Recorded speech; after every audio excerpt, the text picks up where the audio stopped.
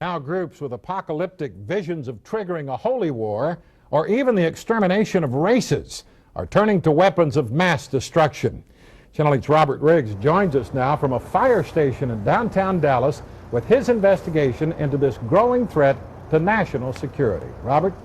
Well, Tracy, we're at the Dallas Fire Department where a massive training effort has been underway to try to teach firefighters how to respond to an attack with what's called the poor man's atomic bomb. I'm talking about chemical or biological weapons. Now, it's not our intent tonight to try to scare you or provide a how-to manual. The FBI tells us that international terrorists and domestic extremists already know plenty about that. What we are going to do tonight is take you behind the scenes of efforts to combat this new face of terrorism. This is going to be an integrated entry. We're going to retrieve the samples. Make sure you check for tripping hazards or anything like the hot zone, okay? For crime scene incident. A secretive FBI unit probes a terrorist homemade lab for deadly anthrax. They venture into a brave new world of diabolical plots. Without air masks and special protective suits, one breath of the biological agent could trigger a grotesque death. Once their work is done, the team passes through decontamination showers. Every germ must be killed. And contaminated clothing properly disposed of. They're right there. This is the first ever look inside the FBI's Hazardous Materials Response Unit, known as the HMRU. They're the nation's rapid response force against the new face of terrorism of the 21st century. It's part of a $7 billion national effort to prepare for what's become the nation's greatest threat since the Cold War. Terrorists using weapons of mass destruction. A deadly scenario plays out over an American city. It could be New York, Chicago, or Dallas. Terrorists have released anthrax into the air. Wind spreads it into the lungs of innocent men, women, and children. At week's end, 400,000 people are dead. It's a worst-case scenario created in Washington, D.C. last August to test the government's ability to respond. It's quiet, it's deadly. Plano Police Chief Bruce Glasscock was among 100 officials who participated from across the country. It's kind of frightening to think that you suddenly realize how easy it is to disperse a viral infection within a community if some terrorist wanted to do that, and what the potential impact is. I mean, we're not prepared to have early warning signs. Watch out, watch out, watch out! The bombings of the World Trade Center and Oklahoma City Federal Building became a turning point for mass casualties. Clearly, then, there are terrorists who do want to kill a lot of people. And if you want to kill a lot of people, the one weapon that's most readily likely to be available are biological weapons.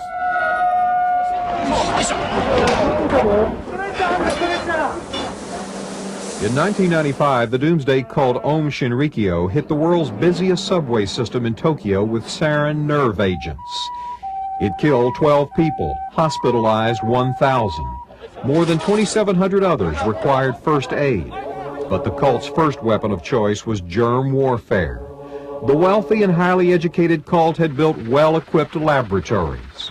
They were certainly pursuing a widespread biological program. They were cultivating anthrax. They were dabbling in Q fever, cholera.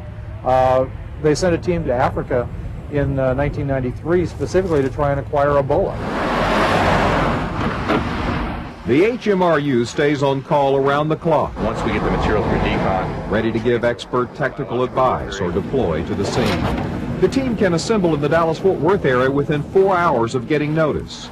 They carry a big package of state-of-the-art resources for detecting agents, analyzing the danger, and collecting evidence for criminal charges. It's against federal law to even threaten the use of a weapon of mass destruction. The unit is never far away during high-profile events, such as the Olympics or presidential inauguration.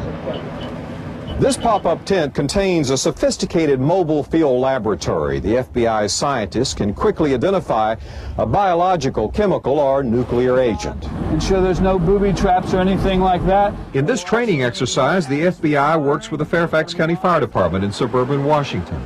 Its hazmat truck carries a computer data bank full of information about the agents of germ and chemical warfare. We're trying to build capacity so that if God forbid something like this were to occur, at least we may be able to catch it as early as possible and either defeat or mitigate a catastrophe. The FBI's HMRU has launched 30 missions since it was set up 2 years ago. All of the threats about anthrax contamination have been hoaxes, but it has turned up toxins such as botulism. The challenge for the FBI is to thwart a biological weapons attack before terrorists can spread devastation. The FBI plans to station 4 of its hazardous materials specialists here in Dallas so they could respond quicker to an incident. And if there was a major incident, there are also Marine and Army biological and chemical warfare units that would respond, but that would take hours. And the immediate burden would fall on departments like the Dallas Fire Department. That's why we're having a massive $262 million training program nationwide. Tracy, John? Robert, you talked to a substantial number of intelligence officials as well as scientists. How likely do they say that the threat is of this? Well, I was struck by the sheer numbers of prominent, sober, conservative people in government and in science that are saying that this is not a case of if, but when.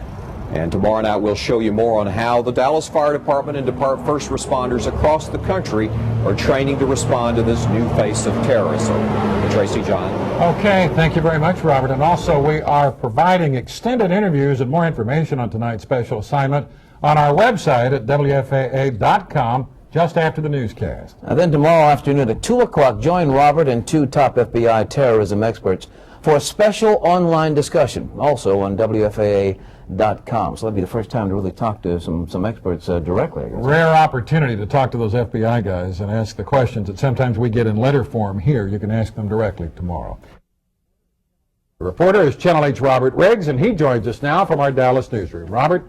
Well, Tracy, in the course of our investigation into this new threat of terrorism, we interviewed dozens of scientists and prominent terrorism experts, both in and out of government, and we've collected a lot of information, more than we can put on our nightly newscast. So for your benefit, for your reference, we have put it at our website, WFAA.com. If you go there, you'll see the new face of terrorism. You can click on that, and you can find little video boxes like this. We have excerpted interviews, portions of interviews that you will not see on the air, but you can hear more from top officials. And to answer more questions, we went online this afternoon with a 45-minute chat with viewers across the country. 3 top FBI officials fielded questions over the internet about the threat of weapons of mass destruction. They gathered at the Deep Ellum studios of Broadcast.com for a first-ever discussion on the web about terrorism. Sam Gonzalez was the Oklahoma City police chief at the time of the bombing. He now serves as the FBI's liaison to state and local officials for a national domestic preparedness program. Gonzalez brings a vast wealth of experience and lessons learned. Viewers were especially interested in how to protect themselves and what to do if they became victims of a chemical bomb at a public event. Gonzalez stressed they should not leave the scene and should receive decontamination. To not subject the rest of your family to contamination by going to them or allowing them to come to you for help.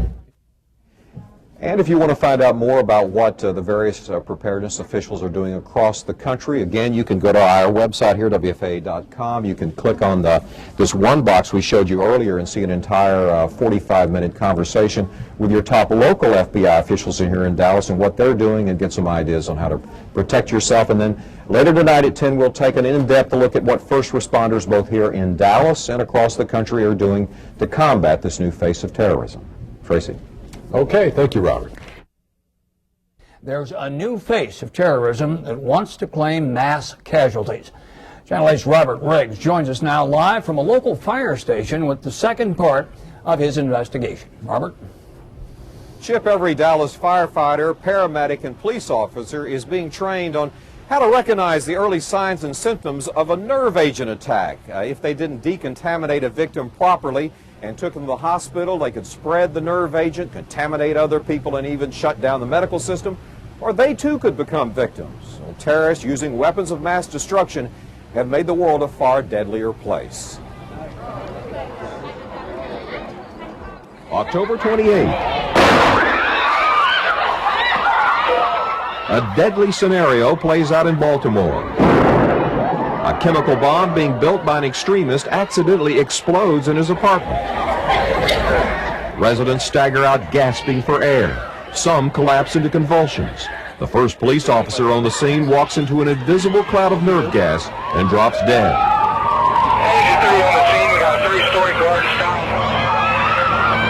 Contaminated victims swarm arriving firefighters.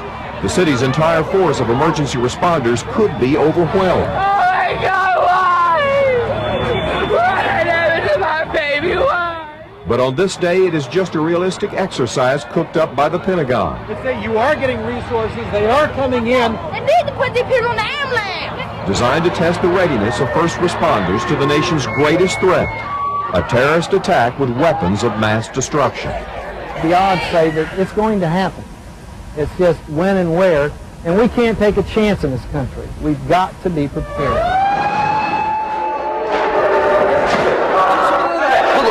Until the deadly sarin nerve gas attack on the Tokyo subway 3 years ago, chemical or biological terrorism had not been taken seriously.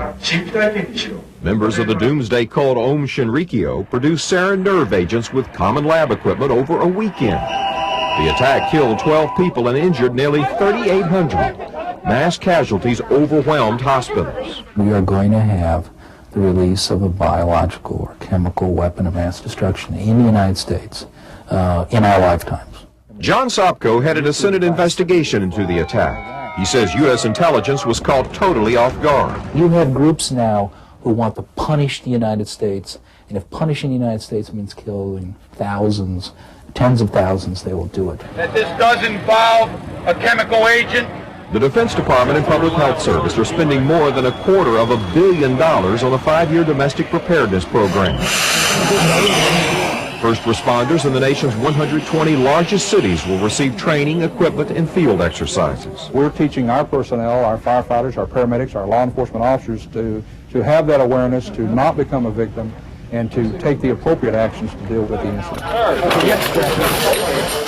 In Dallas, one of 3 new medical strike teams practices putting up tents for decontamination showers. The fire department has received $1.25 million worth of special equipment. First responders in Fort Worth, Arlington, Irving, and Garland will also receive training and supplies. Some hazardous materials specialists are concerned that the Defense Department emphasized the scare tactics too much about the risk of contamination. So much so that a national official has advised hospitals to lock their doors and shoot anyone who tries to get in to keep the contaminated out. Firefighters were too frightened to rescue victims during drills in 6 cities before Baltimore's. They waited up to an hour and a half for hazardous materials units wearing airtight protective suits. But Baltimore has learned that a firefighter's standard turnout coat and air mask provide more protection than a soldier's chemical warfare suit.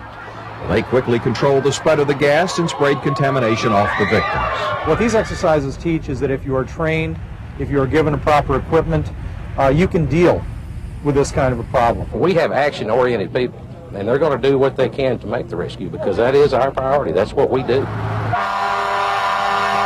A loud horn in Baltimore's drill simulates the discovery of a second bomb.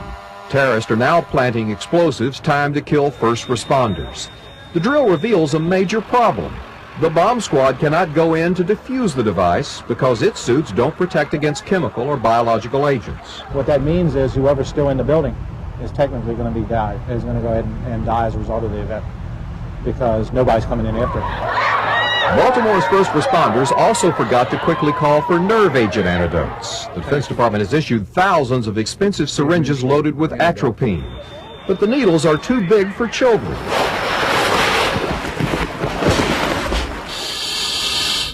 The lessons learned will eventually be taught to first responders from across the country at Texas A&M University. They're using a passenger train to practice rescuing nerve gas victims similar to the Tokyo incident. Congress has established the National Emergency Response and Training Center in College Station. There are plans for a disaster city and virtual reality center to simulate how to treat the victims of a weapon of mass destruction. Good job. Congressional auditors have criticized the federal approach as fragmented, confusing, and wasteful. So the Defense Preparedness Program has now been turned over to the FBI, and the FBI says that they're going to involve local responders like the hazmat people here in Dallas in telling the federal government how these incidents should be handled. Tracy? Robert, why are some Dallas-Fort Worth area suburbs receiving training, but yet others are not? Well, it's been a very controversial issue across the country. The Defense Department just went through and picked the 200 of the 120 largest intercore cities. There are 12 states that don't get anything under this program, and there are other cities that consider themselves to have high-risk targeted facilities that aren't getting anything. Robert, as you showed us, we saw that full field exercise in Baltimore. Will Dallas be holding a drill like that very soon? Well, not soon, Chip. They've taken an approach here because some of the disaster drills in other cities have turned out to be disasters in themselves. So Dallas is trying to sort of crawl before they walk. They're taking this in very careful stages of learning and training, and they plan to have a full field exercise like this in the spring. And also tomorrow we're going to bring you the inside account of a Russian defector who worked in the Soviet bioweapons program, and it's a very scary, some of the things that he was working on that he says could be loose in the world in the hands of terrorists. And also today, if you want to learn more about what is being done here locally, we had an online chat with 3 of the top FBI agents in Dallas on broadcast.com today, and you can find it on our website as well. And Tracy, I think you've got more on that. Well, at WFAA.com, that's the place to go, Robert. Thank you very much tonight. Germ warfare has become the biggest threat to national security since the Cold War. Tonight, Channel 8's Robert Riggs joins us live from Parkland Hospital with the conclusion of his investigation into the new face of terrorism. Robert? Tracy, Parkland Hospital's emergency room would be ground zero for Bio-Armageddon. Terrorists using germ warfare agents could cause mass hysteria and casualties. They could even shut down a facility like this. Well, prominent American scientists say the country is not prepared to deal with bioterrorism.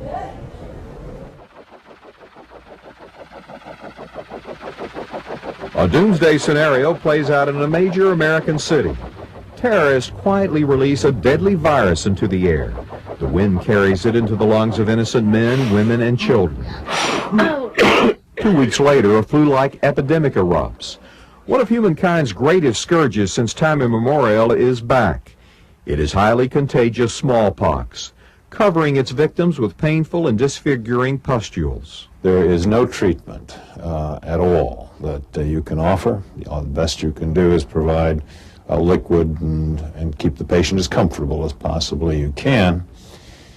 The death rate is very high. 30% of those who acquire the disease will die of the disease. Dr. Donald Henderson led the World Health Organization in eradicating smallpox from the face of the earth a quarter century ago.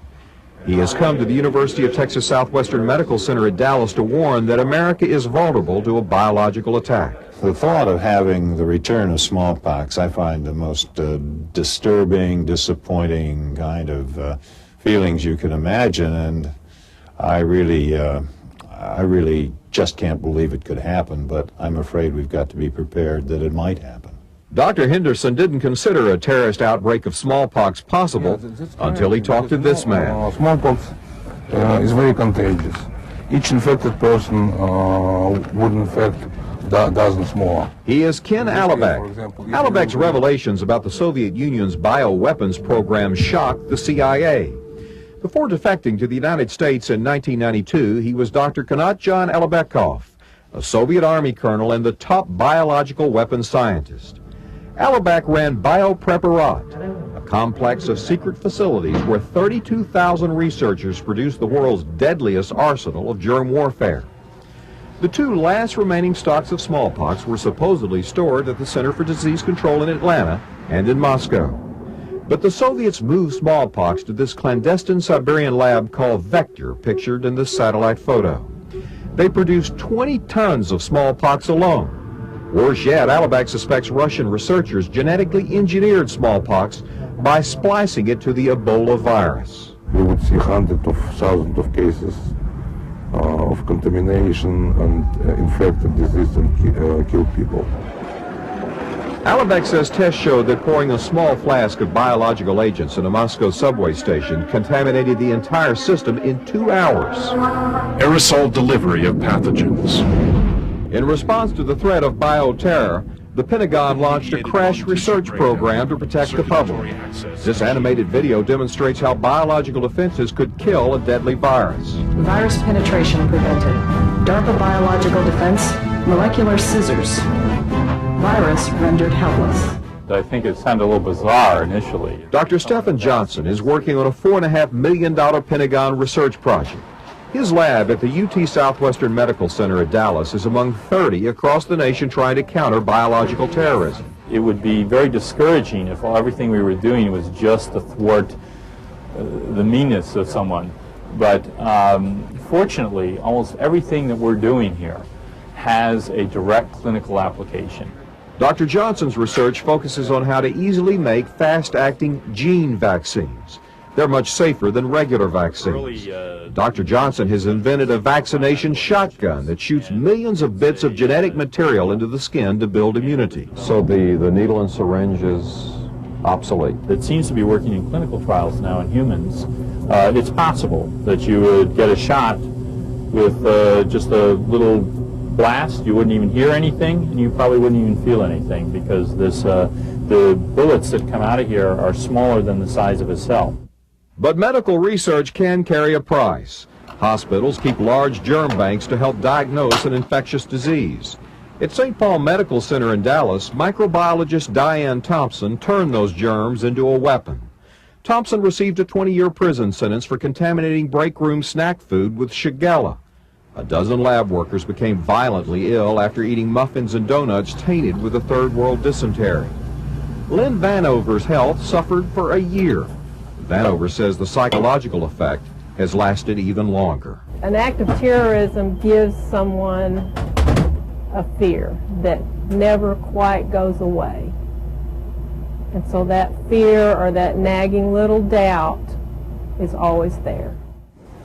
Funding for the National Domestic Preparedness Program literally stopped at the doors of hospitals. First responders are being trained on how to get those victims here, but there has not been any money to train hospital staffs. Parkland Hospital here is one of the few that has had an intensive training program for its staff on how to diagnose some of these unusual diseases and how to try to contain it. Chip? Robert, are there any early warning systems to detect something like this bioterrorism attacks? No, Chip, there's not. There's not a timely system. They say they need one that can give like 2 hours notice. However, there is money, $162 million for CDC to start building one. Tracy? Robert, I'm interested in vaccines. A smallpox vaccination used to be compulsory for all school kids. What happened? Well, all that stopped in 1972 when we thought we had eradicated this. You know, you and I got smallpox vaccination, still have this tiny scar, but we only have about 10% protection now. There's about 4 million doses in a national stockpile. Dr. Henderson, who's the expert on all of this, tells us that is not enough. He's an advisor to a presidential commission saying that there's more that needs to be stockpiled. A number of other measures need to be taken in. Some of that research out at the University of Texas Southwestern Medical Center is key to the solution of all this. So we're going to be following the problem in the coming weeks, and the FBI is having a major bioterrorism conference in Fort Worth in a couple of weeks, and we'll be covering that. Tracy, Chip. Okay, thank you, Robert. Very interesting, but frightening at the same time. We are providing some extended interviews and more information about tonight's special assignment on our internet website. So just point your browser to WFAA.com after the newscast. You have no clue what's going on. Just have reports of somebody down. A new Dallas medical strike team rescued the victim of a mock terrorist attack with nerve agents. Treating thousands could prove to be an overwhelming challenge. Heavy breathing impairs vision by fogging up the face mask. Their airtight suits turn into an oven within 15 minutes and can cause heat stroke. First responders learn that if they react wrong, they too can become victims. You just can't walk up to an incident and just start plugging away. You know, you've got to see the entire surroundings and make a pretty good assessment of what you have. They will actually make specific threats against. In Fort Worth, nearly 300 members of law enforcement, fire departments, and city management from across Texas learn more about how to properly respond. The FBI brought in the nation's top experts to stress that weapons of mass destruction are a very real terrorist threat. Don't wait until an event happens. Start your planning and keep your fingers crossed, and maybe it won't ever happen that you have to deal with it. The FBI's Hazardous Materials Response Unit also relieved concerns about a recent rash of anthrax threats. Letters, some postmarked from Fort Worth, claimed to contain the deadly bacteria. All were a hoax. And even if it was anthrax that happened to be in a letter like that, it is treatable, but the chances of someone actually receiving a dose off of a letter is very remote. First responders will decontaminate anyone exposed.